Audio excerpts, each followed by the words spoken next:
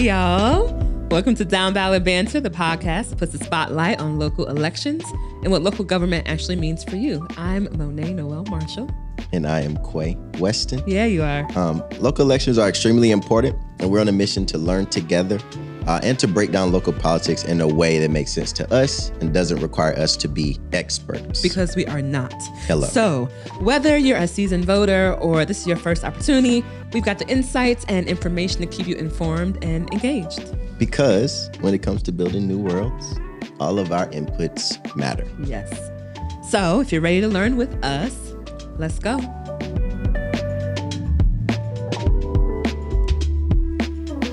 My name is Monet, and we are back for another episode of Down Ballot Banter. And we are here today with the co-host with the most, Brother Quay. Brother Quay, here I am. And I'm going to read your bio just so I get it right. Okay. We are also here with the Dr. Margaret Brunson, which I'm very excited about this conversation. And a little bit about Margaret. Margaret is a leader, luminary, and thought partner. She's also the founder of Illumin Leadership Solutions, which is a special focus or unique focus in authentic, holistic, and transformative leadership, grounded in the core values of purpose and courage, and is designed to guide leaders to clarity of purpose as they navigate and manage organizations. In other words, Margaret will fix your life. Period. Ask me how I know. Hey, Margaret. Hey, y'all. It's good to see y'all. Glad to be so here. Good. It's so good. You know, we could have 14 different podcasts kikiing about 14 different things. Yeah. But today, we're here to talk about state and local politics. And I think some of the questions I know that we have are about leadership. Yeah. Yeah, for sure.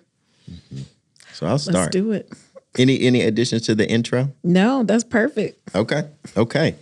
So we always start with the general, like, what's your origin story? And like, who are you as a human? Yeah. Well, I always like to start sort of with, it certainly goes beyond or before my parents. It starts before my parents, but I generally like to shout out my parents because they are the children of sharecroppers. So both of my parents grew up in rural North Carolina in Robeson County. Hey. People say Robeson. That's how you know they're not from there.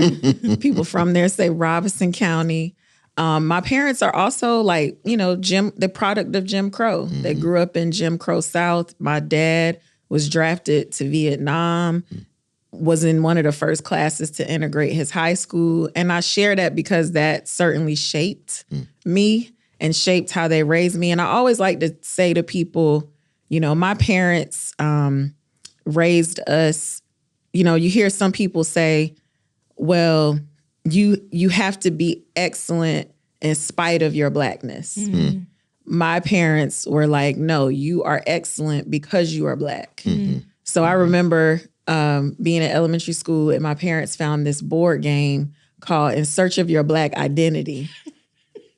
Who made this game? I don't know who made it, but they still have it. It's in their garage. Whoa. It's in a yellow box. In Search of Your Black And it's Identity. In Search of Your Black Identity. And they made us play that board game before we could play anything else. Wow. So you you want to play Monopoly? You want to play Connect Four? No, you better play that Search of Your Black Identity. first. So that's who my parents are. That's a part of my origin. So there's a deep knowing that for me, Blackness was not something to escape from. It was no, I am Black and I'm excellent because of it. So grew up in Raleigh, North Carolina. For the most part, moved to Fayetteville my last year of high school, went from a predominantly white high school, Broughton High School, to a predominantly historically Black high school, E.E. Smith in Fayetteville. And it was the best thing ever. I always tell people the difference is at Broughton, we had hot sauce packets. At E.E. Smith, we had hot sauce bottles. Amen. Amen. On the table. A necessity. I love it. So I come from that type of people. And I have an older brother who is married and they have 3 children. So I'm an auntie. And what else do you want to know about my origin? How did you find yourself, what is your your like early story around having like getting to supporting leaders. Yeah. Yeah, that's interesting. So I'm gonna let my parents hear this. They're gonna laugh. So when I was young, I was always like, I always found myself in leadership spaces. Even as a child, like people would call on me because they knew I would do it. You know, or you're trying to get volunteers and no one wants to step up. It's like, Margaret will do it. You were voluntold. Yes. So I always found myself leading. And, you know, at times people would say like, oh, she's a bossy little girl, you know? And then my mom, I was so grateful for her reframe. It's like, no, she's a leader. She's confident, you know? So I think when I started working, and I was a very young leader. And I was thinking about this the other day. Like, I've literally been working for 22 years, full time for 22 years. Wow. And I had never thought about that. But when I started working, I always found myself in leadership roles. And generally, older people would say, oh, you're just a baby. You know, they say that to try to minimize your gifts or, you know, place more emphasis on your age being kind of a barrier to you actually leading them or them submitting to your leadership or following your lead.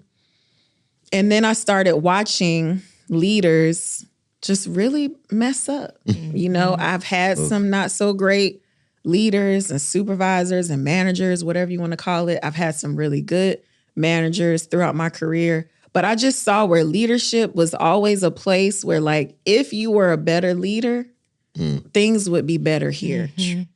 Like, sure, we can create processes and policies and all of that, but the fact that you don't know how to lead is the problem.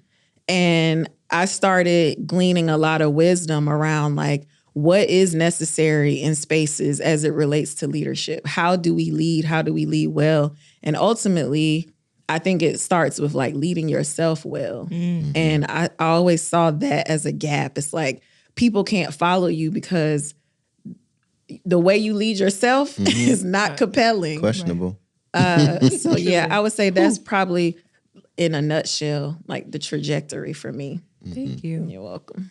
Yeah, I'm curious. We've asked this question to some other guests too, but as a person who found themselves in leadership positions, and I think there's something about who you are that makes you more than able to do that well.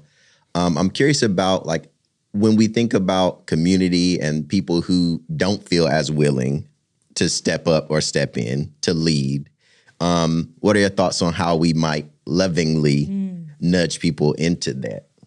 I love that because I think there's too many people that are too willing to step up and lead and don't have They need to step back. and need to step back. We say that in facilitation. Step up, Step back. Some of y'all need to step back. I was actually thinking about this last week. When I was young and leading people, I never thought that I knew everything I needed to know. I never I never allowed the fact that I still had more to learn to keep me from stepping into leadership because I don't equate leading with knowing it all. I don't equate being a leader with having all the answers. So I think part of what we need to do is make it more or less risky for people to like really make mistakes. And I think when we create environments that are focused on like learning and growth, then you start to minimize the fear factor of, well, what if I mess up? Because you totally shift the way you look at failure. Like if you're in a space of learning and growth, then failure is inevitable because is it really failing? The fact that you did something, it didn't work out, maybe there was another way you could have done it, you learned something from that, you grew from that. So as a leader, those are the experiences that shape us. Those are the experiences that help us to lead well and to lead better, but we don't come into leadership with all that already. Right. So then if we're not allowing people the space to say, you know what, I don't know what I'm doing. And I hate when people say, oh, it seems like you have it all figured out. No, I Sure don't. don't. What I have figured out is that I don't have it all figured out. Right. Hello. And I know how to be relational inside of that and like transparent and vulnerable so that I can actually grow. And I think what you're saying is reminding me of conversations we've had with Dreamer Caldwell, with Wesley about political home, right? And I think that for so many folks, it's so difficult to find spaces that are safe enough to learn inside of. That's right. And I think we're both losing them. And unfortunately, I think on the right, they are really good at creating political homes for folks to train up so that they can be ready for leadership And and for then know that they can anyone. be supported. Yeah. For anyone. Right. Literally anybody can walk into more conservative space and just say, just throw them out front. Right. We'll prepare you Right. and do right. all these other things. And I'm very curious about that. So thanks for saying that. That's yes. To that point, I think, and we're talking about like politics, and I think that's one thing about being an elected official that we forget is that sometimes those people have been selected and chosen because they're not scared to step out. Yeah. And regardless of what they're talking about, what they believe in, they ain't scared. Right. So part of or they might be scared, but they do it anyway. Right. And I think that's the courage is what we have to continue to sharpen, because those of us who are at least trying or at least doing the work of like moving in the direction of liberation, you can't be afraid. Like we have to be courageous in that work. Now, we don't have to step out there by ourselves. Right. We need to have people and community and affirmation. There's something really beautiful around community affirming that you're ready and we got you, versus like, oh, I'm gonna step out here by myself. I got it. Well, you about to see what it means when you step out here by yourself. That's right. Yeah. I think I am feeling really challenged around that because I think we have gotten into a culture where if you make a mistake, you get thrown away. Oh yeah. And it's like, so then how do you trust that you can be wrong? Or how can you trust that you're like, hey, y'all, I know I'm about to make a decision that some of y'all not going to agree with, but like, do you trust me? And I think it feels like I've been watching the discourse at Mark Robinson, and even with all the stuff that's come out, people are still proud to stand behind him. And I watch some of the folks who I know I am more value aligned with, and that other people actually are more value aligned with, but yet they are like, but they voted that one time about that one thing, and so we're throwing them away. Yes. And I'm just like, how do we bridge the gap between like understanding that leadership or coalition building is not does not require 100% alignment. Yep. Yeah, that's making my heart beat fast because what I know deep within myself is, and I hate to even acknowledge that I believe this, but I do, is that many people are very selfish. So they only care about what they care about. Yeah. When you are engaged in like anything related to the well-being of communities, the well-being of humanity, you can't only be concerned about what you care about. Right. There has to be more of a more expansive view of what it looks like to be in community and to be well together in community. So it means that just because I'll say, for example, I don't have children. Right. So I could easily not care anything about children. Issues related to public schools versus private schools. Right. Not I my could say, business. that ain't none of my business. I don't have kids in school. Who cares? Right. Or I could say, well, I have a niece and nephew, so I should care because of them. But it shouldn't take that. Right. It should take me to say, what is important for like the well-being Of our community. of our communities? Yeah. Like for people to thrive and flourish in the present. Right. Like Hello. not all the things that we're building for the future. That's beautiful. And there is an opportunity for people to thrive and to flourish now. Right. So to your point, Monet, I think I do want elected officials, though, to have at least people that they feel accountable to say that, to say, I'm about to make a decision that y'all are not going to agree with. Now, here's why I'm doing that. There needs to be that continued like tension. Yeah. If we're not willing to sit in that tension, then we just need to opt out of the process altogether. But we can't. Right. Because then what happens when we do? Right. Then we're just complaining on the internet. That's right. That's right.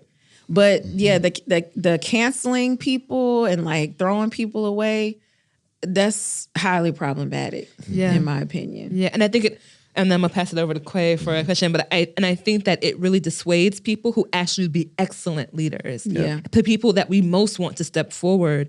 And I think particularly about like Black women and women of color. I think about disabled folks. I think about trans folks and queer folks and folks with disabilities. Like the folks that actually we need to be at the table most are also the ones that somehow are the most disposable. That's right.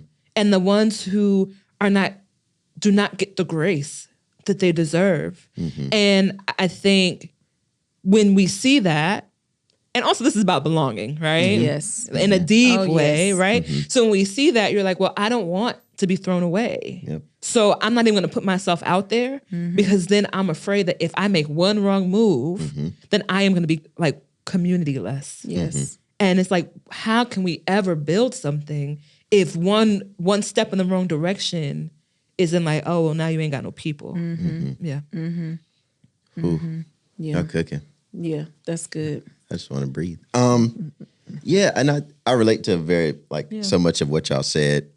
Short version is Black Men Build that I'm organizing with.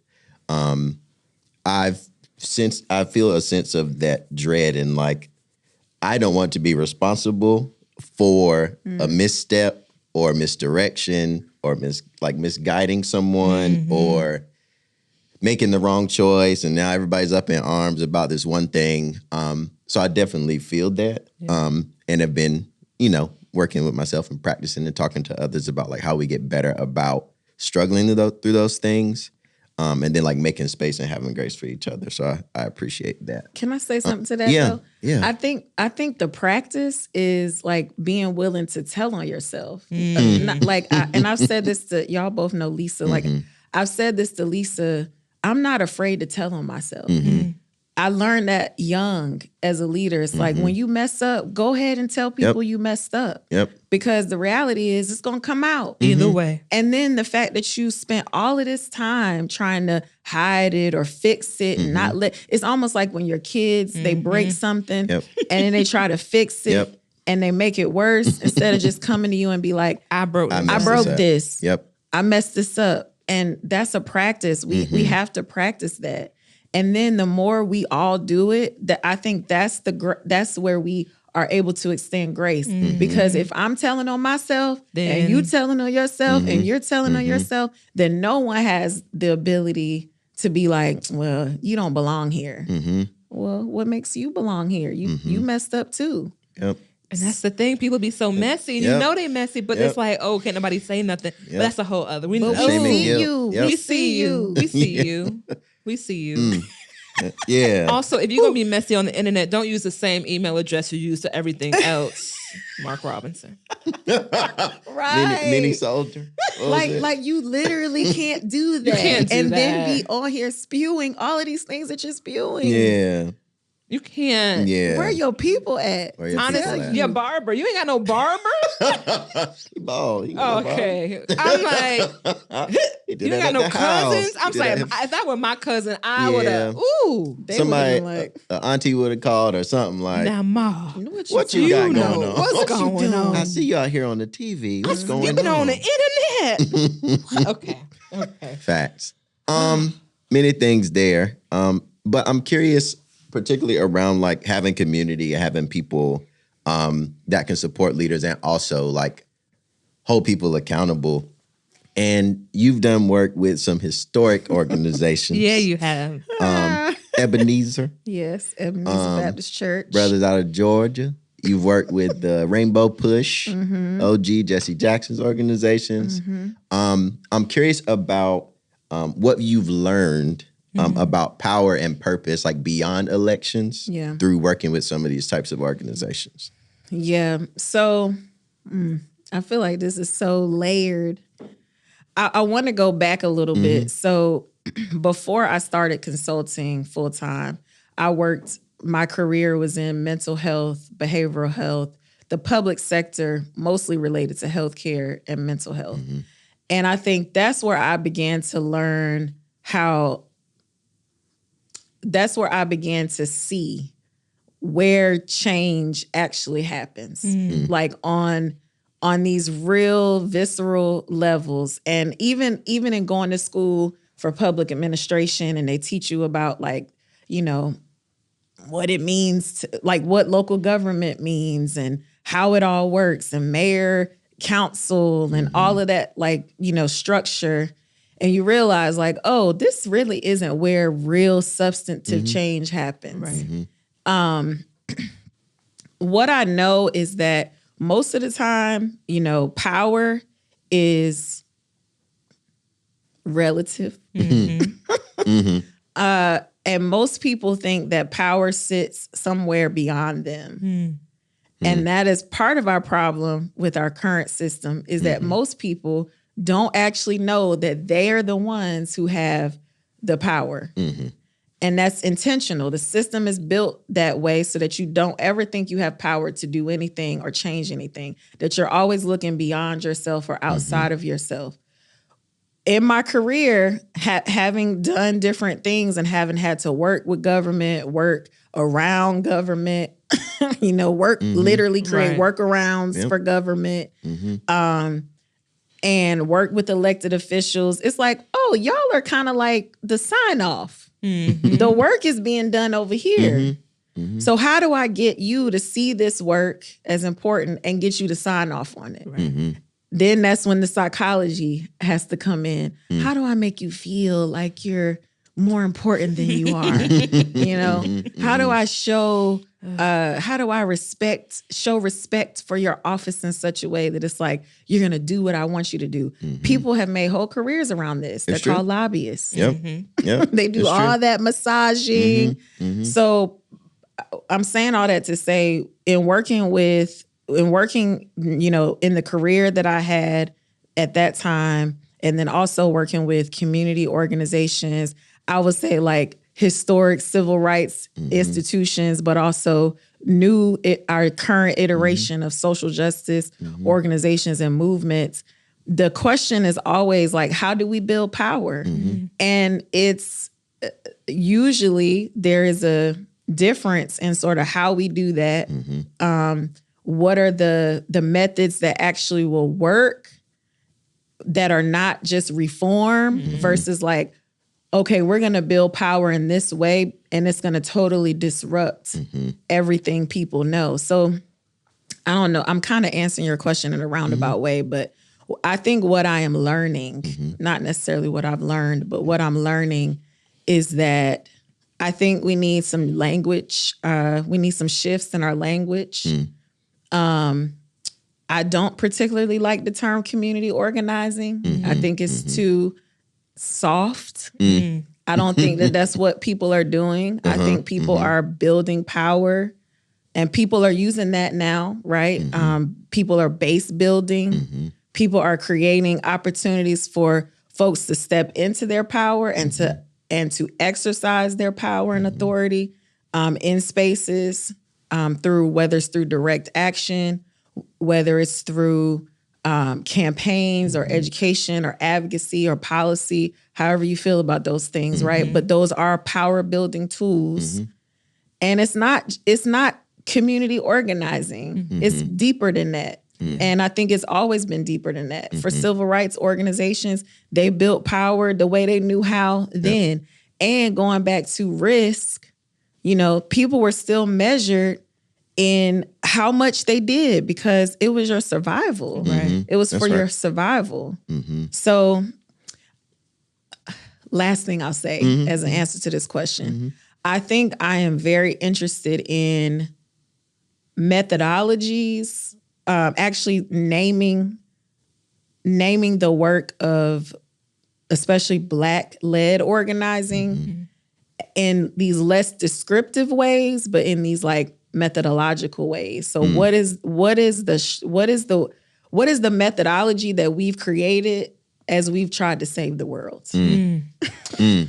Oh, I have so many questions off that. Thank you, Margaret. I think, so one, how are you defining power in this moment? And then can you tell us like, what are some of your like 3 favorite ways that individuals can activate their own power? I see power as influence. I see it as this sort of a well or a way of knowing that like things don't have to be this way. And I actually have some agency and some influence and some ability and some giftedness and some knowledge to shift things and not just allow things to sort of happen, but to also be a part of changing and shifting those things. Yeah, and I think it's really about like stepping into your authority. You know, seeing that you have authority, even if it's over your own life. And I think that's where it starts. So to answer that part of the question, the 3 ways, I think, you know, you have to actually step into authority in your own life. And I think sometimes it's easier to look beyond yourself than it is to look within yourself. So whenever I think about collective transformation, collective shifts, I think there's always a relationship between that and my individual shifts and my individual transformation and my individual liberation. Like, I think we're all connected and interrelated and tied up in this thing together. And we also have our individual roles to like show up in spaces where we are doing our work to heal individually, collectively, and then also stepping into our authority as individuals. So, for example, if I'm expecting the world to be so different, what are some micro ways I can begin to shift and change my own life?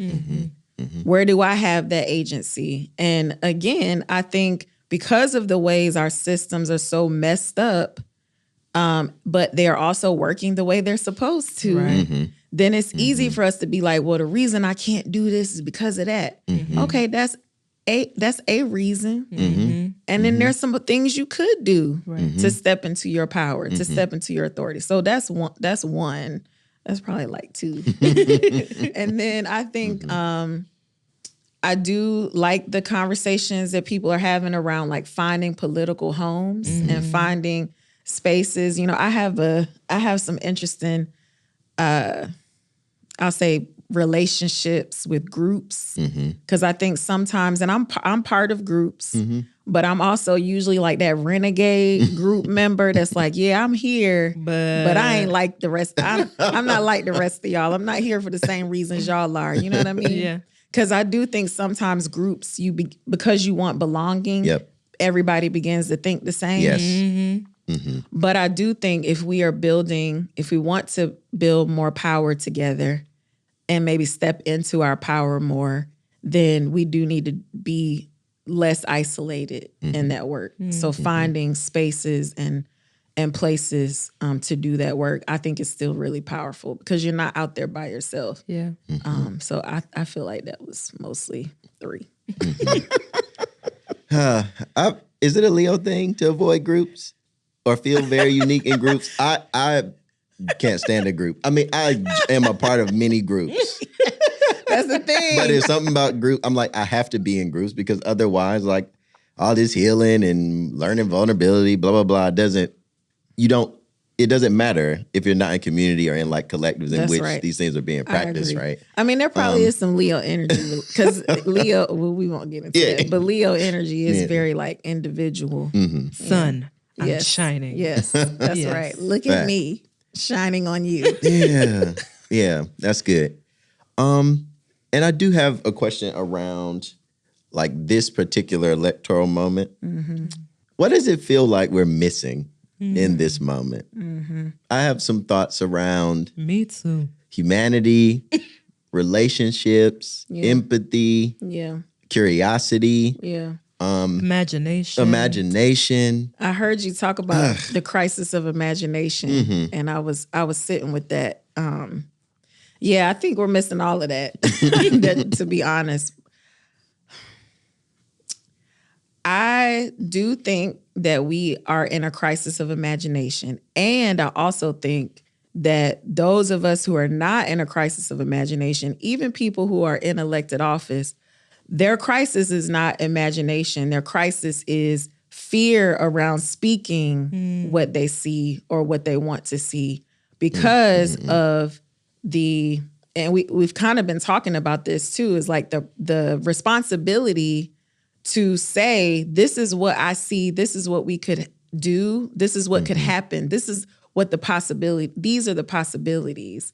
And then, I got to make that happen. And if I don't make it happen, I'm a failure. I'm going to get thrown away. So then it's like, well, I'm dreaming, but I can't say it out loud because then I'm going to be accountable to make it happen. Right. And the reality is our electoral system, it doesn't work for where we are. It honestly needs an overhaul. And I know there have been plenty of people, plenty of researchers, plenty of scholars, political science scholars who even talk about like the ineffectiveness of a two-party system. I agree with that.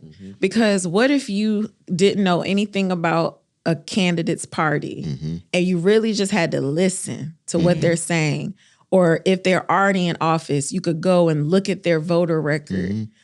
That's public information to us. We don't look at it. Why? Because there's scripts. The Republicans have a script. The Democrats have a script. And as long as they stick to the script, then you can say, all right, I'm Democrat. There's my people because they're speaking my language. But it's all scripted. Same with the Republicans, right? So we know that like, okay, if you're a Republican, you probably don't believe in big government. Unless you need it, unless it's there to help you get your business out of trouble, right? You don't want taxes to increase because then, the wealthy are going to have to pay taxes. If you're a Democrat, you know that, sure, we need tax money because we want the government to pay for social welfare programs that actually wouldn't be needed if we had a better governmental system. So, like, it's just a mess. Your question is, you said, what do we need? What are we missing? What are we missing? In this moment? Oof. Yeah, I think it's what we've always been missing is like systems and strategies that get us to a place of liberation. And the reality is not everybody wants liberation. Also, or our visions of liberation are very different. Totally different. That's right. What liberation looks like to each of us is different, which is part of being a human. Like you can want whatever you want. But that goes back to my point around like the selfishness. It's always about what I want versus like what's good for the whole. So that might be a question I have to sit with, but I also need to say I'm always entering into these conversations with a lot of humility because I don't have all the answers. I don't really have answers. I just have a lot of questions and I also have lots of observations. It's like if we continue to do the same stuff, nothing will change. So why are we so afraid to upend things? And we know why. Right. I mean, we know why. It's life or death, honestly. Right. That's a fact. So, okay. I want to do an experiment with you, Margaret. Okay, so I want you to imagine, no matter who wins this upcoming election, no matter who's the governor and who's in the council of state, that you wanted to create an organization that like got more people interested, activated, participating, and then like running for office by 2028, right? What sort of like what would you create? Like what sort of programming, what structures, like what kind of like organizational body would you create to make that happen? Yeah. Oh, this is good. I like this experiment. That's fire. Well, I think I I have to start by saying kind of I operate from a transformative leadership frame, which essentially says whatever you hope to do outside of yourself, you have to be willing to do within yourself. Whatever you hope to change outside of you, you have to be willing for that to change you. So I think there will be some sort of focus on what does it look like to be a transformative leader? What does it mean for me to lead from a place of transformation, which means I have to be willing as a leader to be transformed. Quay, you've heard my chrysalis, my caterpillar to butterfly metaphor. But I think, as the caterpillar shifts into a chrysalis, goes through all of that reorganization, dissolution of things it no longer needs, and then becomes a butterfly. The thing that I've been thinking about a lot lately in that is that the environment didn't change for that caterpillar. The same environment that it came out of that. Yeah. The same environment that it came out of emerged from the chrysalis and became a butterfly is the same environment that it had when it was on the ground as a caterpillar. The thing that shifted was them and their vantage point. So now they get to fly and flutter and see things from a different vantage point than what they were on the ground. So if I'm helping people to step into their leadership, in particular political leadership, one, I'm starting with the fact that this is not a career. And this is part of our issue is that elected official has become a career. It's not supposed to be that way. Right. Like you're supposed to get in, do what you got to do. Get on and with then it's time for you to help usher the next Hand it person. over. Yep. So it's not a pathway for your personal and professional ambitions. It's a place, it's a home or a space for you to do the work you're supposed to be doing. You can't do that from the vantage point here on the ground. You got to go through continue to go through your own sort of chrysalis or transformation moments so that you can emerge and see things from a different place. And then I think, from there, it's what do you care about? What's important to you? What are you going to create a platform around? What are the issues that you feel will help us get closer to a collective vision? At least the through line that if we can find a through line of all the visions that we have for liberation, is there a through line? What do we need to get there at least? So that's just me kind of thinking out loud, but yeah. Y'all are making me really think today. We really trying to move the brain cells around here at Down Ballot Banter. You're doing it. Goodness. I'm stuck on the environment shifting thing. Yeah. I've been thinking a lot about that because we do focus a lot on environment as we should.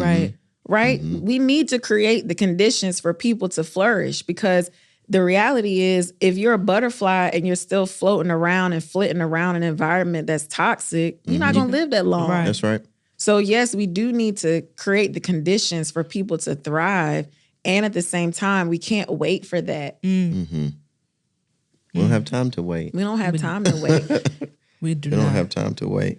And who are we waiting for? Somebody to save us. Yeah. We really are waiting for a charismatic leader. Or do it for us. Right. And it's like we've witnessed this enough where one person emerges, arrives, people feel very excited about the person, follows the person, goes to things and listens to their speeches, and then this person leaves or is killed or otherwise. We find out that they're human. That's and right. then start all over again. Right. And wait. And then that diminishes what they've done because we found out they were human. Right. Yeah, we do it a lot in our society, not just in politics, but in celebrity. Yep. Think about the power of celebrity. Yep. Like all of a sudden you know everything because you're a celebrity. Yep. What? No. Why are we asking you about anything? Right. And I do want to know what you think as a person, but your thoughts are not more valuable because you got more money in the bank, That's or you right. got a hit record, you can catch a ball. Like none of those things make what you had to say more valuable than the steel worker. That's You know, right. and it makes me think about recently I learned that like when like back, I think don't quote me on the time, but like maybe like 40s or so, this one big Hollywood executive, he wanted a pool in his backyard. So he needed to make more money. Meanwhile, the labor, like the actors and the tech folks, like all those, they were fighting for better working conditions. So what he decided was, we're gonna have an awards show. And that's how the Oscars got started. It was actually a way to separate the worker class between the performers and the directors and the writers from the crew. Yep. So that they feel like, oh, well, we're special because we get to put on these pretty dresses and we get to like have a chance to get this award. And we can stop looking at ourselves in relationship to workers. But actually, we are workers. Absolutely We are workers. Yeah. Yeah. And that even translates in lots of spaces, including political spaces. Right. Because people want recognition. They want awards for what they're doing. They want to see themselves as separate and apart from the people. Like, no, you are the people. You're supposed to be the people. Yep. You're a mouthpiece. You're a representative Of the people. That's right. You are to stand up. This, and we've certainly gotten away from this. You are to stand up, and when you speak, there should be a Voltron of people behind you saying, "That's exactly what we told you to say." A Voltron. That's right. Like, not you up there just saying whatever you want to say. Yep. Like, We whose didn't man's ask. is this? Whose man? Yeah. No, for real. And it reminds me of a poem by Destiny Hemphill called "The Water is the Water." It's the water. And it's like I think there's this idea of like, it's interesting to me because I'm like, do y'all think y'all about to get a different planet? Y'all about to get a different water source? Is the air about to be different from y'all? Like, it's not. So if we don't fix it, Yeah. even if you get 20, 30 more years, your grandkids might live a little longer. At the end of the day, we really are in this together. Yeah. Yeah. You know? Yeah. And the reality is people think that wealth and money, is the thing that's going to keep them, help them be exempt. It's not. It's not. It's not. And I think this also kind of makes me think about the like money and electoral politics. And everyone's like, we need to get the money out of electoral politics. And I'm like, yeah. And if it's not money, it's gonna be something else. It's right. It'll be a different currency. Yep. Yeah, that's right. It might not be the dollar, but it's Right. going to be something else. Right. Yeah, for sure. Yeah, that's the... I do think we need to get a lot of money out of the electoral politics. I agree. I think mess. that Yeah, role It's a of mess. the role of money Right. in electoral politics is not ideal. Yeah, it's not. What do you look for in a leader, whether that's an elected official or like a community, someone in the community or a religious leader that excites you? This is going to sound very like cliche, but I think I have a radar for people that are like performing. And that is the thing that I struggle with leaders. It's like, I don't see the genuine, authentic, substantive like you. And I will say, when Clubhouse rolled out, I was in there real deep listening to conversations and stuff. And this guy said something that stuck with me. He said, we always talk about how we want authenticity. He said, but you can be authentic and not a person of substance. Ooh. Yep. And I think, you can keep it real, but you don't have any substance. Yeah. There's no depth. Right. And I get excited about leaders who want to both be authentic and people of substance, like people who are willing to tell on themselves, people who are willing to show up authentically in whatever space they're in, people who are not like acquiescing to whiteness or acquiescing to like, what is expected of them versus like, no, I'm gonna show up and be myself. I'm not gonna perform. That excites me because I think too many people who are leaders, I'll say especially Black leaders, because those are the leaders I love more, more so than they're closest in my heart. Yeah. I'll say is Black leaders because it takes a lot of courage to lead as a Black person in this country. But I'm also like, you don't have to perform. Right. Yeah. So those are the things I see in leaders that excite me. The ones that are really bold and courageous enough to just be who they are. Can I ask you to do something? So I would like for you to like think of a person who maybe like they feel the urge, the desire, the spark. They have an idea, they want to lead, they want to step forward, but they're afraid. I would really love like for you to give them a message. Like, what would you say to that person? Give 'em a word. A word. A word. So I think there's a difference between sort of pressure and urgency. And I think that we are in a moment where if you are sensing an urgency around something it is you're supposed to be doing, that it is time to move and you're not alone. That there isn't pressure that you don't have to succumb to the pressure of feeling like I have to have it all figured out, but that there is a sense of urgency that's going to like fuel and drive you to move, and that there are people who are sensing that same urgency that are moving, and they will be moving with you.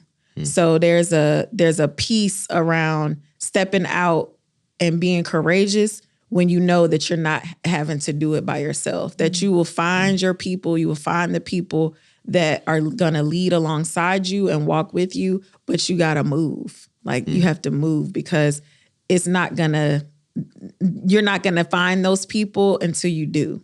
So it's almost like you're going to start feeling the pressure if you don't step into this urgent moment of leadership. And I also say, be kind to yourself. You will figure it out along the way. Thanks, Margaret. Maybe I just needed that for myself. I'm just going to watch it.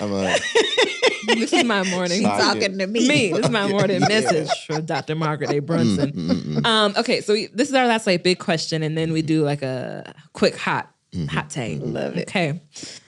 What are you dreaming for North Carolina? Some of y'all don't need to move here. We full. The triangle is full. There's no room in the end. No, to that point, I think there's been a lot of resources pushed into like the urban centers of our state. And I still very much see like a need in rural communities. Not that there's like, oh, we need to develop rural communities. No, we need to invest resources in rural communities because people still live in rural North Carolina.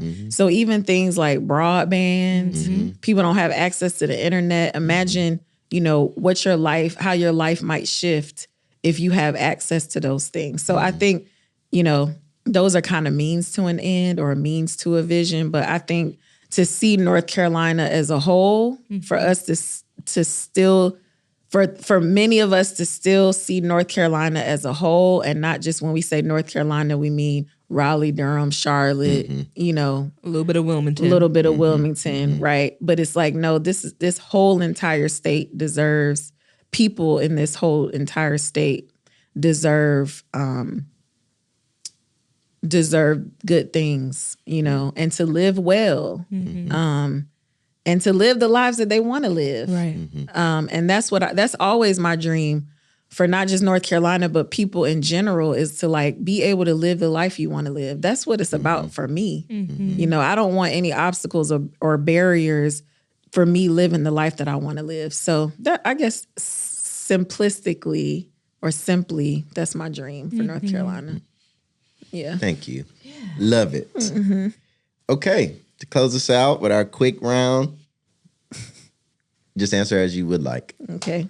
Pepsi or cheer wine? Cheer wine. Dang. Yeah. Cheer wine. I just Pepsi is okay, but I haven't gotten cheer wine. Sometimes Pepsi don't hit like, It don't. Cheer wine hits. Oh, yes. A really good cold glass of cheer wine. And don't let it be in a glass bottle. Oh, come on. Okay. All right. These are your questions, not mine, right? All right. Yes. Bojangles or Cookout? Bojangles. Period. Yeah, Bojangles. Seasoned fries. Hello? I do need to say this about Bojangles. About the seasoning? No, about biscuits. I I'm saying this on camera. This is on the I record. actually don't like biscuits. What? Yep. I only like, and I have come to, I am flummoxed. I have come to accept this about myself because I've tried to force myself to like biscuits. However, I like Bojangles biscuits, and they have to be dark brown. And you can especially request one, which is I always nice. order a dark brown biscuit. And then if it's too light, I pull the middle out because I don't like that dough in the middle. Oh, okay. That's why I don't like biscuits. Wow. Too much bread in the middle. That's the best part. Wow. Ugh, sorry. Ugh. Wow. Biscuit? Too doughy. I've never met a person that, I mean, you know yourself. I'm gobsmacked. That's the thing. Flabbergasted. I think I'm just willing to admit it. That's A buttery biscuit. Okay. Ooh-wee. But do you like the whole biscuit? Yes. Okay. Every single part. A buttery biscuit, I love the top of it if it's cooked. Not but that middle, ooh. Okay. Sweet or unsweet? Sweet. Okay. If I'm gonna drink sweet tea, I'm gonna drink sweet tea. I feel like I know your answer to this Me one will too. be UNC or Duke. Come on. No need. No need. UNC. I'm an alum. Hello. UNC. Studied. Educated. Favorite North Carolina artist? Oh man. Any medium. Any medium, living or deceased. Man. Favorite. I always struggle with favorite. I mean, when I think artist, the first thing I think is music because that's the art form that is just like always with me. So man, I mean, I probably have like a top 5, like Nina, Simone. People don't know George Clinton is from North Carolina. Is he? I didn't know that. Oh, Yep. whoa. You know, I loved him. John Coltrane, J. Cole, Ninth Wonder.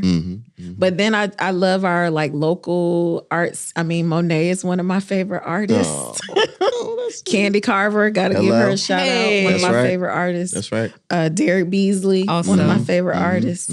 So yeah, I have a lot, but I think music first. Love Yeah. that. That's a great list. Yeah. Yeah. We need a North Carolina musicians playlist. Maybe I'll make that for our Yeah. That would be dope. pre-post election Yeah, because we're going to need playlist. some. Margaret, we are so grateful to have spent this time with you today. It's never enough time. Yeah, I'm just grateful. Me too. Me Yeah. too. I'm grateful for the ask. I don't really get a chance to talk about some of these things sometimes. So I appreciate the space. Anytime. And y'all, that's what we got for today.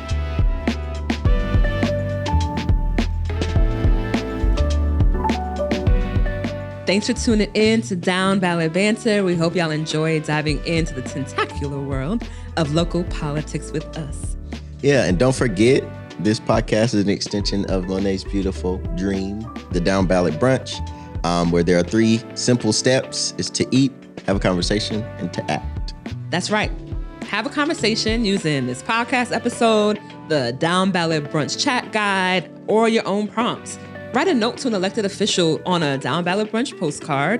Share quotes from your convo on social media, with consent, of course. Or text 3 friends about their voting plans and find out what matters to them. And if you're watching on YouTube, be sure to like, share, subscribe. If you're listening on other platforms, be sure to rate and review. Share it with your people. Until next time, stay informed, stay engaged, and keep up with the Down Ballot Banter.